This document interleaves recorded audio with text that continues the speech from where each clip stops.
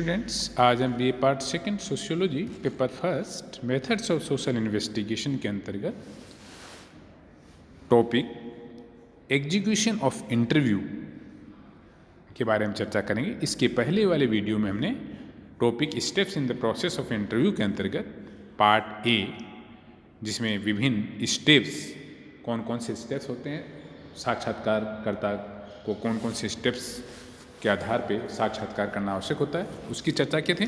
आज हम चर्चा करेंगे एग्जीक्यूशन ऑफ इंटरव्यू, अर्थात साक्षात्कार का संचालन कैसे करेंगे। एग्जीक्यूशन ऑफ इंटरव्यू, साक्षात्कार की तैयारी के उपरांत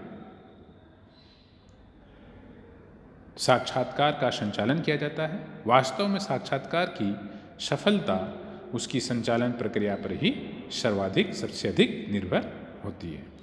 अतः साक्षात्कार या इंटरव्यू के इस चरण से संबंधित उन सभी स्थितियों को जानना आवश्यक है जिनकी सहायता से साक्षात्कार का संचालन, एग्जीक्यूशन भली भांति किया जा सकता है। इसके अंतर्गत पहला पॉइंट आता है एस्टेब्लिशमेंट ऑफ कॉन्टैक्ट, अर्थात संपर्क की स्थापना। इंटरव्यू के संचालन के लिए रिस्पोंडेंट से निर्धारित समय एवं स्थान पर संपर्क करना संचालन प्रक्रिया का फर्स्ट स्टेज है।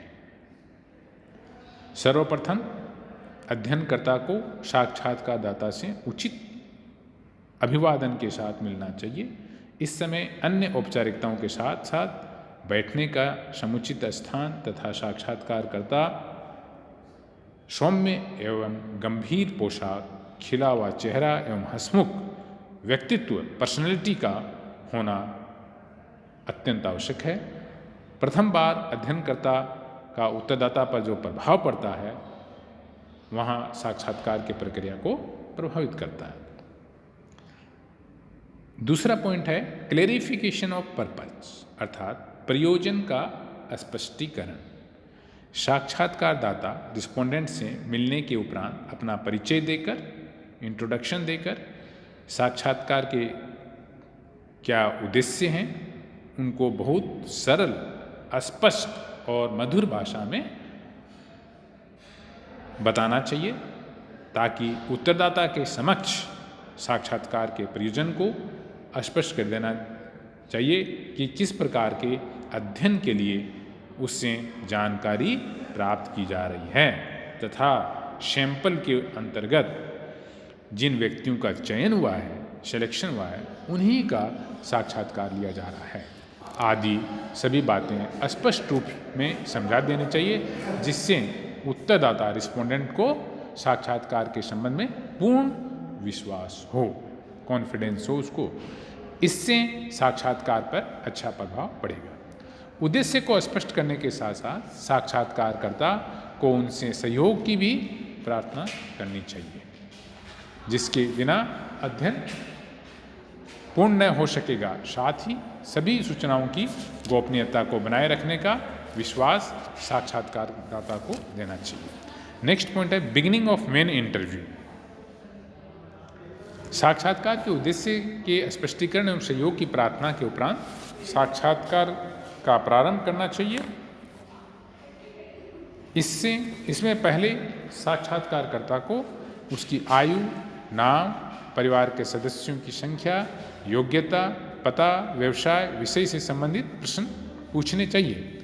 इस कार्य के दौरान साक्षात्कारकर्ता को बहुत गंभीर, सतर्क, तटस्थ, न्यूट्रल एवं बुद्धिमानीपूर्ण व्यवहार करना चाहिए। साक्षात्कारदाता को बोलने का पूरा अपॉर्चुनिटी दिया जाना चाहिए।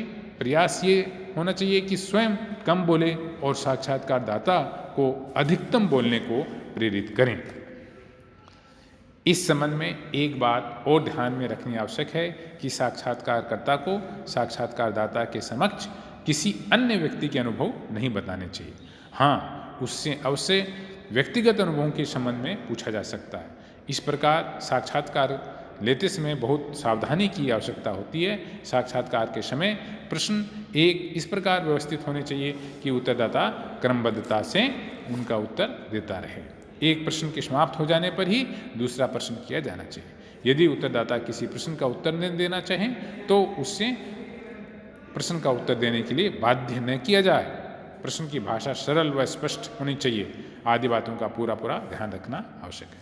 तो साक्षात्कार का जो प्रारंभ किस प्रकार से जो किया जाता है, जो अभी हमने चर्चा की, अगर इन सारे स्टेप्स को हम अपनाएं तो एक अच्छा इंटरव्यू हो सकता है, एक अच्छा अनुसंधान का कार्य हो सकता है ना। इसके लिए सभी पॉइंट्स पे को एक अनुसंधानकर्ता या रिसर्चर को ध्यान में रखना चाहिए, जिससे उनका रिसर्च, माइनर रिसर्च हो चाहे मेजर रिसर्च हो, वो सफलतापूर्वक संपादित हो सके। नेक्स्ट पॉइंट है स्टिमुलेशन और रिस्पॉन्स, अर्थात उत्तर के लिए प्रोत्साहन। साक्षात्कार के सफल संचालन के लिए जरूरी है कि साक्षात्कार के मध्य साक्षात्कारदाता को प्रोत्साहन मिलता रहे। जैसे आपकी ये बात अध्ययन के लिए बहुत जरूरी है, आपको जानकारी हमारी समस्या को हल करने में सहायता होगी, आपकी ये जानकारी हमारे लिए बहुत उपयोगी होगी, हमारे अनुसंधान के लिए उपयोगी, और इवन सरकार में जो पॉलिसी बनेगी उसके लिए भी ये जानकारी बहुत महत्वपूर्ण होगी आदि बोलकर साक्षात्कारदाता को प्रोत्साहित करते रहना चाहिए। लेकिन बहुत अधिक बार बार इस प्रकार के वाक्यों को न दोहराया जाए, अन्यथा साक्षात्कारदाता इससे अध्ययनकर्ता की आदत समझ लेगा तथा इसका अनुसंधान पर विपरीत प्रभाव पड़ सकता है। नेक्स्ट पॉइंट है टू अवॉइड इरिटेटिंग क्वेश्चंस, अर्थात उत्तेजनात्मक प्रश्नों से बचना चाहिए। साक्षात्कार लेते समय साक्षात्कारकर्ता को इस प्रकार के प्रश्न नहीं पूछने चाहिए जो साक्षात्कारदाता को क्रोधित कर दे या उसको भ्रमित कर दे या उसको उत्तेजित कर दे, क्योंकि ऐसी स्थिति आने पर या तो ये साक्षात्कार को छोड़ कर चला जाएगा, अधूरा छोड़ देगा, अथवा सही उत्तर नहीं दे पाएगा या नहीं दे सकेगा, जिससे अध्ययन भी अधूरा रह जाएगा और अनुसंधान के हम कंक्लूजन या निष्कर्ष पे पहुंचने में सफल नहीं हो सकते हैं। नेक्स्ट पॉइंट है रिकॉल, अर्थात पुनः स्मरण। साक्षात्कार की प्रक्रिया में उत्तरदाता कभी कभी अपने विचारों, भावों और अनुभवों को बताते मुख्य विषय से हट जाता है। ऐसी स्थिति में उससे इस प्रकार रोकना कि आप अपने विषय तक ही सीमित रहें ठीक नहीं है। इस प्रकार की स्थिति में उसे मुख्य विषय पर लाने के लिए बड़ी सावधानी की आवश्यकता होती है। प्रयास ये होना चाहिए कि साक्षात्कारदाता को यह अनुभव न होने पाए कि वह उससे कोई भेदमय बात पूछना चाहता है, अतः उसकी बातों में अपनी पूरी रुचि प्रदर्शित करके साक्षात्कारदाता पर बिना दबाव डाले जानकारी प्राप्त करना चाहिए। नेक्स्ट पॉइंट है सम जनरल थिंग्स, कुछ बातें और है, जैसे कुछ सामान्य बातें साक्षात्कारकर्ता को ध्यान में रखनी चाहिए। जैसे साक्षात्कार लेते समय उसे सदैव उचित प्रश्न पूछने चाहिए। दूसरा, प्रश्न समयानुसार हो, अर्थात एक विषय से संबंधित प्रश्नों को बीच में छोड़कर किसी दूसरे विषय पर प्रश्न नहीं पूछना चाहिए।